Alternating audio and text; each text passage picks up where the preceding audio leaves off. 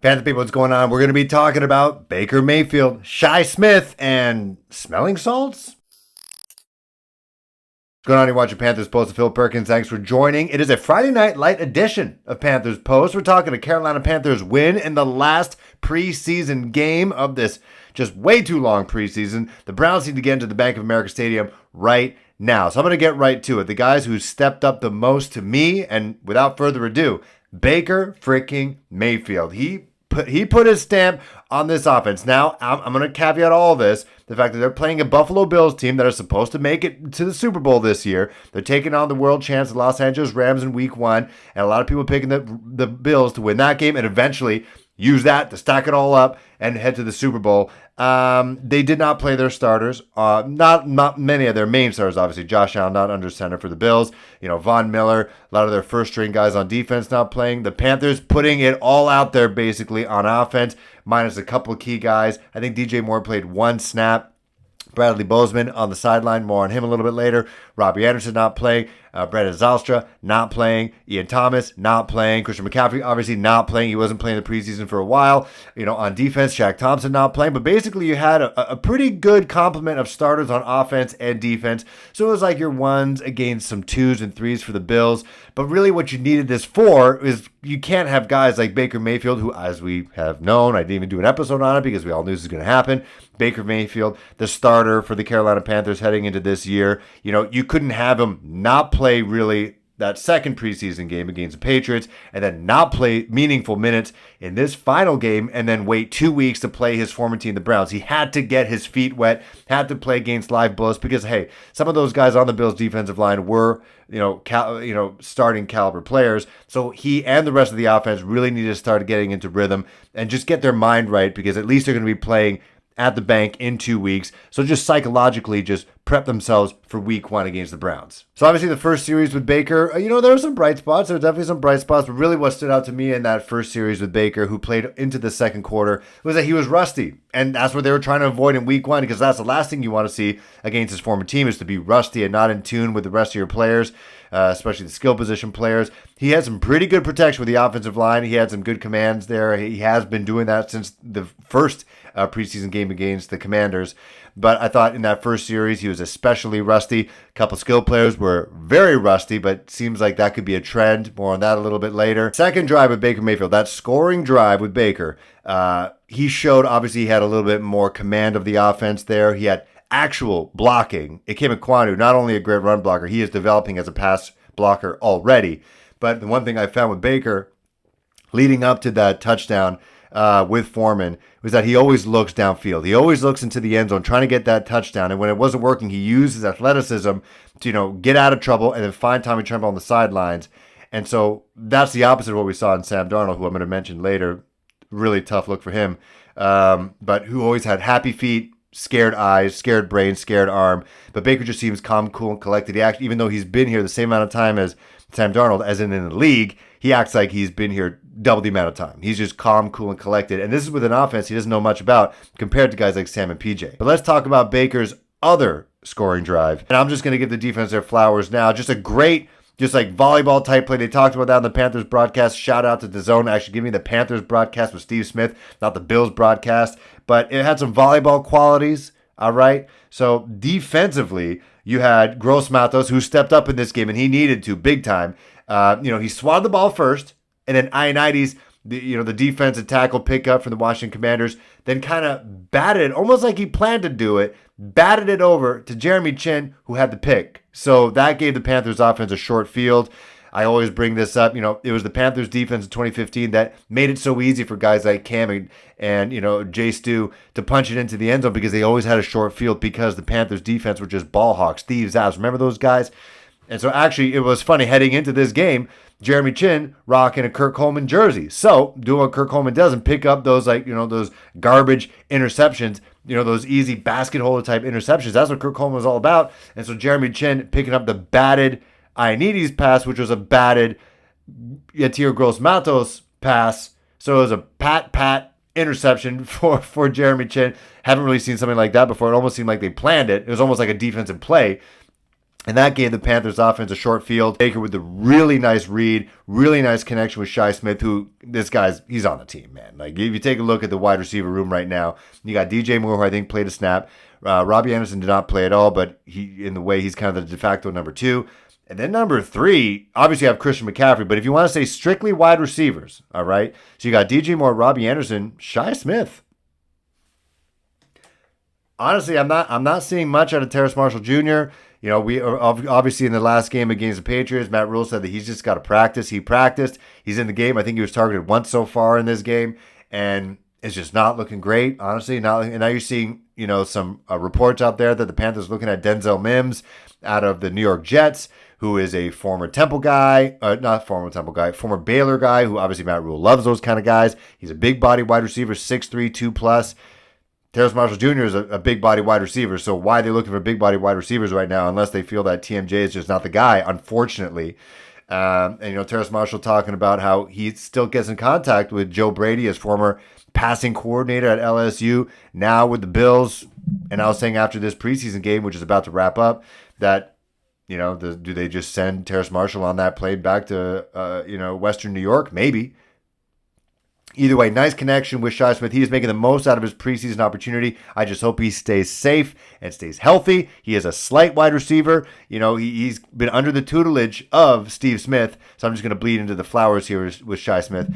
And so you can tell that he's getting pointers from Steve Smith. Not only did there's one point where he caught the ball, he could have, gone right down, like one other skill position player we'll talk about, and then knock at the first down. But no, he churned his legs. He's not a big dude. Churned his legs for the extra yardage, broke a couple tackles, took a couple defensive players with the Bills down for that first down. So Shi Smith embodying that Steve Smith mentality. I said that when they picked him up out of South Carolina last year, that he is a Steve Smith 2.0. Obviously not DJ Moore, but he just is where he came from, his tenacity on the field, and the amazing things that he does in not a very large package reminds me of a Steve Smith. And now that he's actually learning from 89 himself, he is showing that on the field. And I think he's obviously going to make the team. I think he's probably one of their third. He could be their third receiver, depending on how Rashad Higgins does. But right now, in terms of what is happening on the field as we speak, Shi Smith is making the bigger play. So he could be the number 3 wide receiver on this team. All right, we got to talk about my Canadian, Chuba Hubbard. Got to talk about him. In his rookie year, did great. In relief of Christian McCaffrey. Great straight-ahead runner.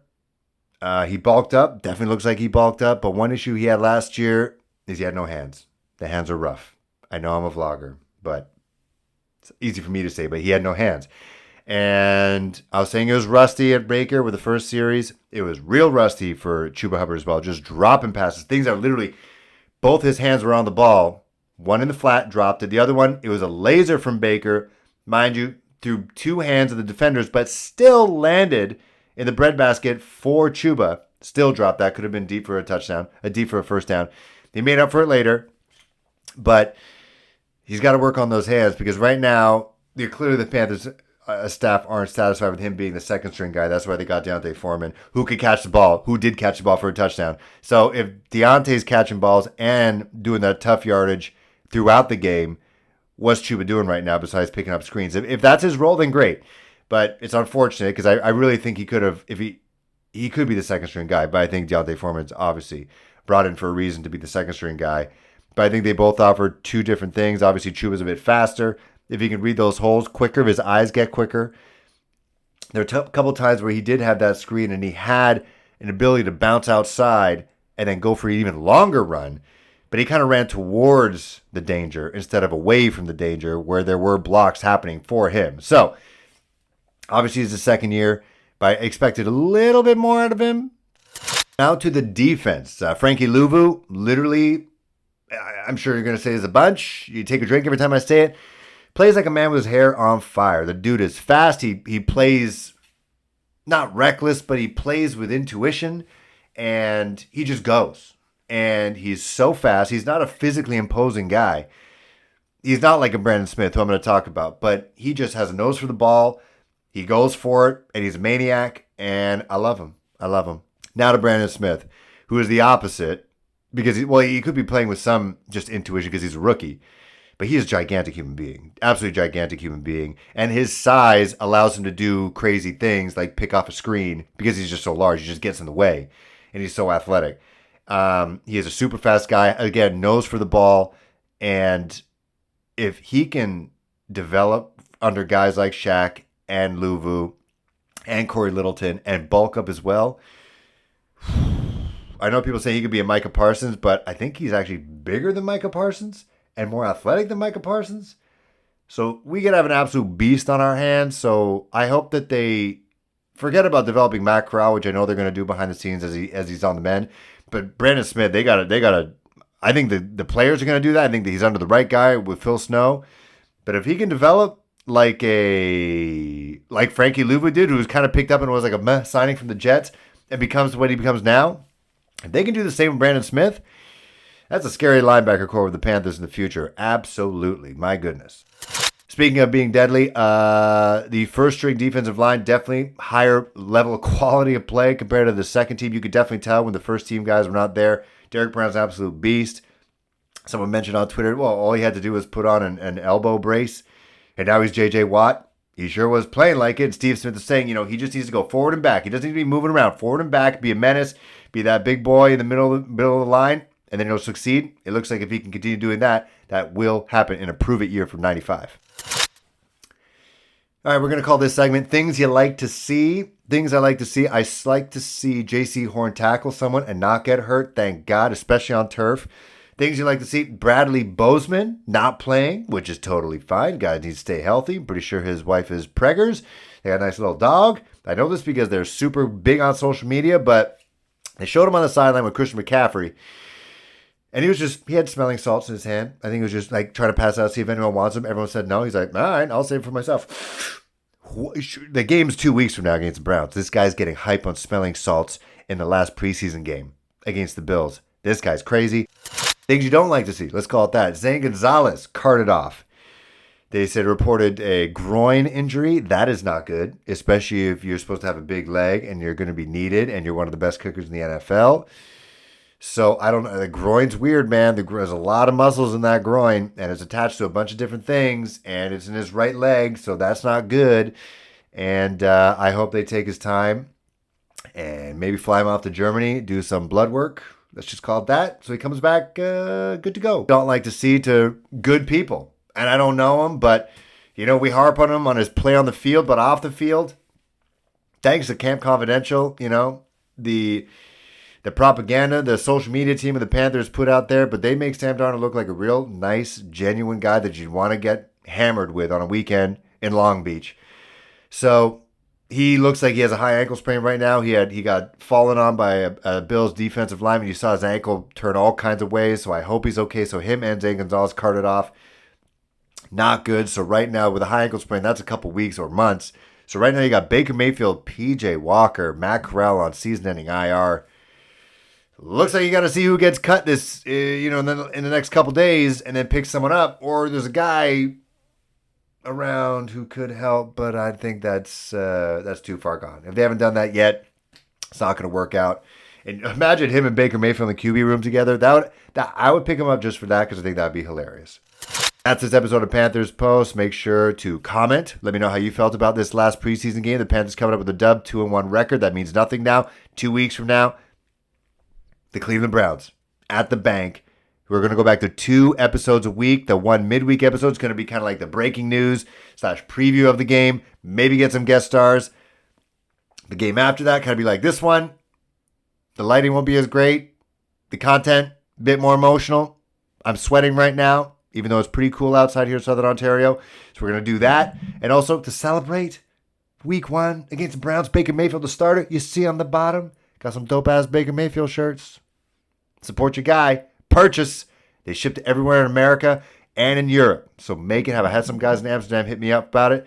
Make it happen for week 1. And when you get it, take a picture. Send it to me on Instagram or Twitter at Panthers Post #1 like Killer Cam. Send it to both and I'll repost it. Shout you out. Put you on the episode. I always appreciate the support. 45 more subs so we get to 3,000 by week 1. Let's make it happen. Appreciate you guys. Can't wait. Cannot wait. See you guys soon.